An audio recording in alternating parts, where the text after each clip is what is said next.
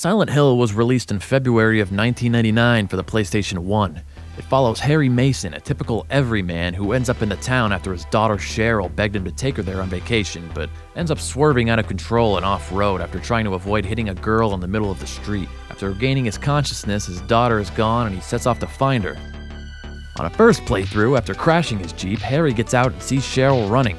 You chase her down through a foggy alleyway only to end up in a pretty intense display of violence. After the demon children have their way with you, you wake up in a cafe with a police officer named Sybil Bennett. Even though you're a complete stranger, she hands you her gun and leaves to go get some backup. The radio on the table starts emitting some white noise and a pink pterodactyl bursts in to give you a nice warm welcome to the town of Silent Hill. After busting a cap in his ass, you continue on despite seeing what horrors lie ahead. Going back to the alleyway where you were destroyed by scary demon children, you find Cheryl's notebook and a note that says, "To school." Of course, it isn't that easy. The roads seem to have been exploded at some point, and all the ways to get to the school are inaccessible, of course. Eventually, you find a key hidden in a doghouse and use it to break into the home behind it. This house is the bridge between you and the school, but instead of just shattering a window like a normal person would, you go out and collect 3 separate keys hidden throughout the town to unlock the 3 padlocks on the back door. You go outside and the sun goes dark, but nevertheless make it to the school from Kindergarten Cop. No, really, it's the exact same school from Kindergarten Cop, look. Behind the reception desk are 3 poems written in blood corresponding to the clock tower out in the courtyard. After melting a statue's hand with some acid and solving an overly complicated piano-based puzzle about black and white birds, you enter the clock tower and come out on the other side to the nightmare world where everything is rusty, dusty, and metal. Go up to the roof, plug the drain with a big rubber ball, get a key, and go to the basement where the elevator is blocked by a turnstile that takes you to fight a giant lizard. Once it's dead, you wake up and hear a church bell and decide to check that out, cause fuck it, why not? You get to the church and find a crazy old bitch spouting religious scripture at you. She gives you a Triforce and the Flauros, and walks away. After some more exploration, you make it to a hospital where we meet Dr. Michael Kaufman, who, through his ridiculous late 90s video game animations, greets us with his terribly aimed gun. The power is out, so you go to the basement to turn the generator on. Once on the elevator, you try to go to the 2nd and 3rd floor, but realize that just like 90% of the doors in this town, they're jammed and can't be opened. The panel now has 4 buttons on it, and for some reason it leads to a very yucky hallway. Run around and collect some arbitrary decorative animal plates to stick into yet another puzzle door, which leads back down to the 1st floor. Here we meet Lisa Garland, the only nurse who hasn't yet been turned into a weird tumor-backed knife-wielding monster. The conversation with her is so dull that you black out and go back to normal reality. The crazy old bitch again shows up and tells you her name is Dahlia Gillespie, says you need to go to another church, hands you a key for an antique shop, and leaves again. At the shop, you run into Sybil again. You leave her behind to crawl into a wall-ussy and find an altar with a cool ceremonial axe. Unfortunately, you wake up back at the hospital with the nurse again, and after some classic 90s video game voice acting, "You were having a bad dream." Was I? Hey, you don't look too good. Are you okay? "I'm fine." you end up back at the nightmare version of the antique shop, thinking, I should hear more of that.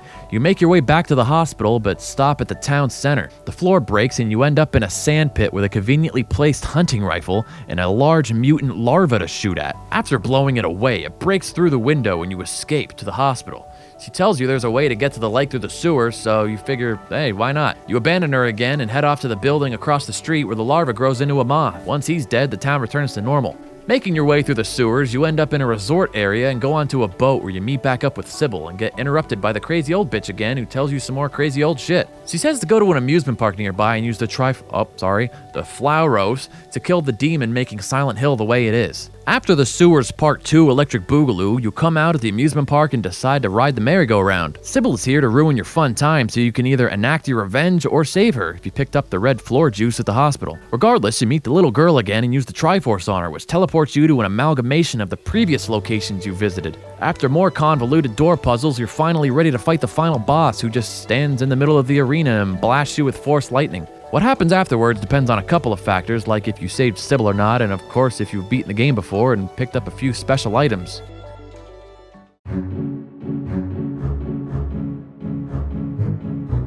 Like other survival horror games of the time, the aiming is auto-lock, which helps when you can't exactly see what kind of monster is stalking you. Survival horror is usually about ammo conservation, and the melee weapons are just for that. They work. They're not great, but when you're out of ammo, what else can you do? The guns just kind of reload magically? You can either go into your inventory menu and do it manually, or just wait until the firearm gods decide to put more bullets into your gun. Monsters range from dogs to children to pterodactyls to the iconic nurse, all of which can easily fuck you up if you aren't paying attention. The camera in this game can be freely controlled with a button, which helps immensely considering the PlayStation 1 controller didn't have analog sticks. Sometimes it's locked, but when it is, it's done beautifully. Now compare this to Resident Evil 1, 2, and 3, which used pre-rendered backgrounds and static cameras. Now, I'm not downplaying those games, it's kinda got its own special aesthetic which looks good in its own way and I kind of find very appealing. The entire time you're playing, you're equipped with both a flashlight and a radio. Now this is important for two reasons, let me explain. The flashlight can be turned on or off whenever you want because, well, if it's off, the monsters can't see you, making it easier to sneak past them. However, when it's off, you can't see anything either, and because of that, you can't pick up any items. The radio is the same way. You can turn it off so that the monsters can't hear you, but you won't be able to tell when you're being stalked or not. It's also useful for telling you if your enemy is actually dead or just knocked out. Movement in a game like this is crucial to whether or not you're going to enjoy it, since 80% of the time you're running around trying to find some piece of a puzzle or a key to open a door, and for a PlayStation 1 title, this game absolutely nails it.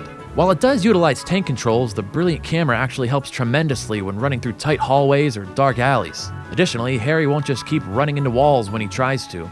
Little jumps have their own animation. He'll start panning in exhaustion if you run too much. Also, side note, there's no stamina system, which I think is a great thing. They're still doing this in games today, which fucking sucks. Stop. You can tell Team Silent really put in a lot of effort where it counted. The music in this game doesn't disappoint either. Akira Yamaoka wrote the soundtrack, just as he would go on to do for the rest of the series, keeping a crucial theme of ambience, dissonant noise, metallic percussion, and lo-fi tones to immerse you into the foggy world of Silent Hill.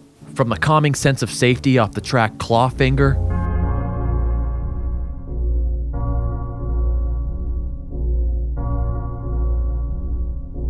all the way to the lo-fi hip-hop beat to study and relax to with Tears of.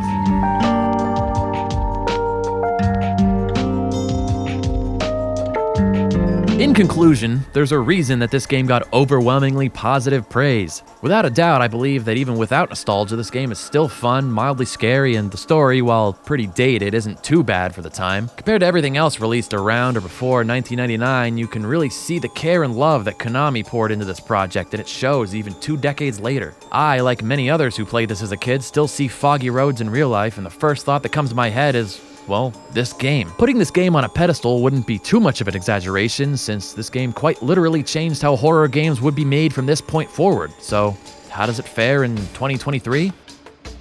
Pretty good. It's got its flaws, naturally, from being a product of its time, but nothing too glaring or game-breaking. Would I play through it again? Yeah, probably. I give it 8 out of 10. Hey, thanks for watching. Let me know down in the comments what other older titles I should do next. Should I do more horror? Should I not have eaten that entire medium 2-topping pizza earlier? Let me know. This has been Gooba, and don't forget to subscribe and ring the bell and whatever, you know the deal. Bye!